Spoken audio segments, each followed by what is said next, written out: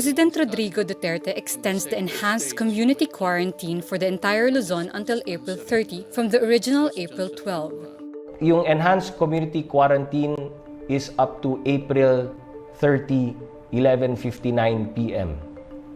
Ito po ang rekomendasyon ng IATF kay Pangulong Duterte na tinanggap ni Pangulong Duterte at in-announce niya po kagabi.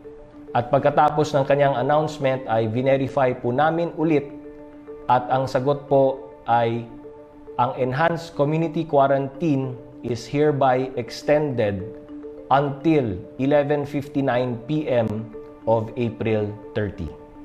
The lockdown has been in place since March 17 to prevent the spread of the novel coronavirus. As of Tuesday, April 7, there are 3,764 cases of COVID-19 in the Philippines. 84 have recovered and there are 177 deaths. Meantime, the country's Interagency Task Force or IATF maps out the steps to increase COVID-19 testing in the country to 20,000 per day by April 27. IATF spokesman Carlo Nograles says existing laboratories will be maximized, more subnational labs will be certified, and big testing centers in strategic areas in the country will be established. The IATF also wants to cut the waiting time for the test results to just 24 hours.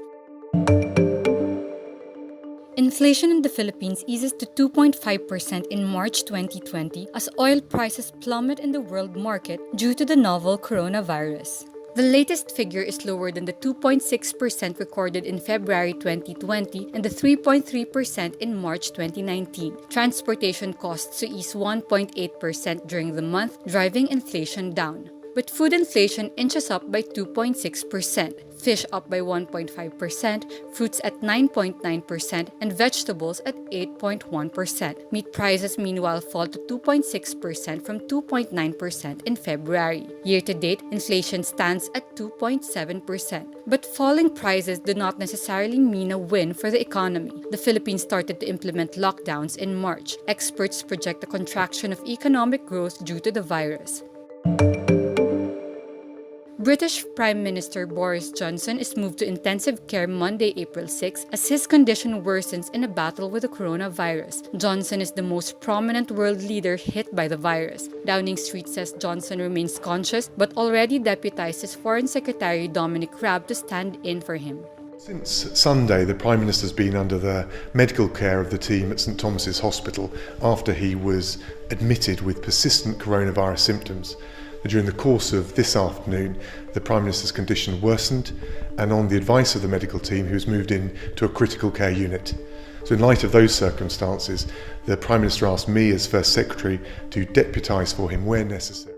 The 55-year-old Johnson was admitted to the hospital 10 days ago with a disease. In Britain, the death toll reaches 5,000, an increase of 400 in a day. The UK setback comes as the number of casualties jumps in Western Europe, soaring past 10,000 in the United States, taking the global death toll past 73,000 out of more than 1.32 million confirmed cases. German Chancellor Angela Merkel says the European Union is facing its biggest test, while US officials say Americans should prepare for an ordeal comparable to the 1941 attack on Pearl Harbor. But US President Donald Trump remains hopeful as he tweets, "Light at the end of the tunnel." In Asia, Japan declares a state of emergency over the coronavirus. Prime Minister Shinzo Abe says, quote, "Although a state of emergency is declared, it won't mean a city lockdown as seen overseas." Pressure to declare an emergency increased after Tokyo reported several days of record infections with 143 new cases logged on Sunday, April 5. And in Singapore, the usually bustling business district is almost deserted as most workplaces closed Tuesday, April 7. In his third national address on COVID-19, Prime Minister Lee Hsien Loong said the closure of workplaces will take effect Tuesday, while the shift to online classes will begin on Wednesday, April 8. Authorities previously resisted shutdown since Singapore kept its outbreak largely in check. The city-state has seen a jump in new infections in recent days.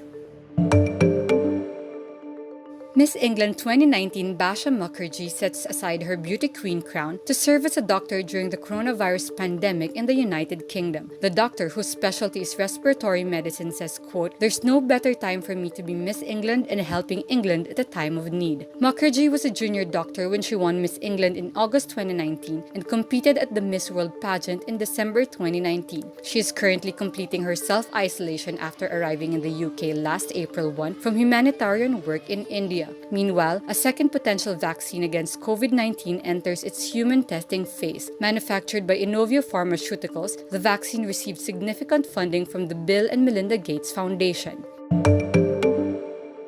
Miss Universe 1993 Dayanara Torres beats melanoma, a type of cancer. Dayanara reveals details of her condition while speaking with her good friend singer-actress Pops Fernandez via Instagram Live, saying she found out she had cancer in 2019. She says her last test turned out negative. Dayanara says she wants to go back to the Philippines for a visit. The last time she was in the country was in 2017 to judge the Miss Universe pageant. Dayanara spent a few years in the Philippines in the 90s after her reign as Miss Universe. She starred in movies like Hataw Na with Gary Valenciano and Basta't Kasama Kita with Aga Mulak.